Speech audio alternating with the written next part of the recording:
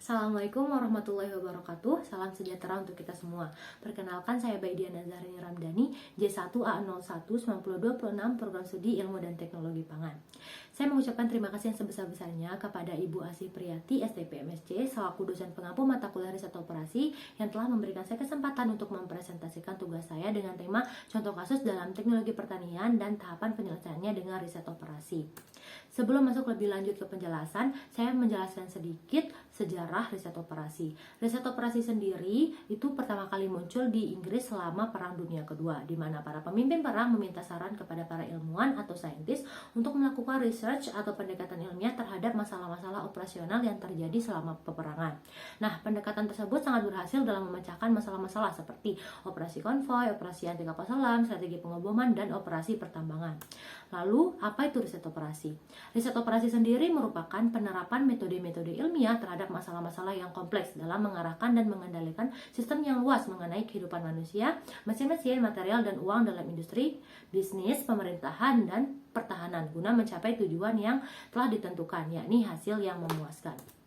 Nah, untuk memecahkan masalah dalam riset operasi bisa menggunakan beberapa teknik. Yang pertama, ada linear programming, ada metode dualitas, yang ketiga ada metode transportasi, keempat ada teori jaringan kerja atau network planning, dan yang terakhir ada metode simplex. Lalu, tahapan-tahapan yang akan dilalui untuk menyelesaikan masalah dalam riset operasi. Yang pertama, definisi masalah atau identifikasi model masalahnya. Lalu yang kedua, pembentukan model, penyusun model. Yang ketiga, ada mencari penyelesaian masalah atau analisa model. Yang keempat, validasi model atau pengesahan model. Dan yang terakhir adalah penerapan hasil akhir atau implementasi hasil. Kasus di atas dapat diselesaikan menggunakan riset operasi, teknik linear programming, metode grafik. Adapun langkah-langkah penyelesaian dalam kasus tersebut menggunakan model linear programming metode grafik, yakni pertama kita mendefinisikan variabel keputusan atau decision variable, di mana variabel ini yang nantinya akan dicari nilainya, di mana B sama dengan jumlah brownies yang akan diproduksi dan C merupakan jumlah cookies yang akan diproduksi. Lalu yang kedua adalah merumuskan fungsi tujuan. Nah, dari kasus tersebut tujuannya yaitu untuk meminimalkan biaya produksi, sehingga kita dapat menuliskan fungsi tujuannya yaitu Zmin sama dengan 100.000 B ditambah 80.000 C, atau Zmin sama dengan 100 B ditambah 80 C dalam satuan ribu rupiah. Lalu yang ketiga yaitu merumuskan fungsi kendala. Fungsi kendala yang pertama yaitu 4B ditambah 2C lebih besar sama dengan 16. Yang kedua ada 2B ditambah 3C lebih besar sama dengan 12. Dan yang ketiga, B lebih besar sama dengan 2 merupakan jumlah minimal brownies yang harus diproduksi, dan C lebih besar sama dengan 1 merupakan jumlah minimal cookies yang harus diproduksi. Sebelum membuat grafik, kita harus menentukan terlebih dahulu garis disatukan titik dari setiap fungsi kendala. Nah, fungsi kendala yang pertama yaitu 4B ditambah 2C lebih besar sama dengan 16. Apabila kita mengumpamakan B sama dengan 0, maka nilai C sama dengan 8, dan C sama dengan 0, maka nilai B sama dengan 4. Sehingga kita mendapatkan garis disatukan titik dari fungsi kendala 1 yaitu 4,8. Sama halnya dengan fungsi kendala yang kedua, kita mendapatkan garis disatukan titiknya 6,4.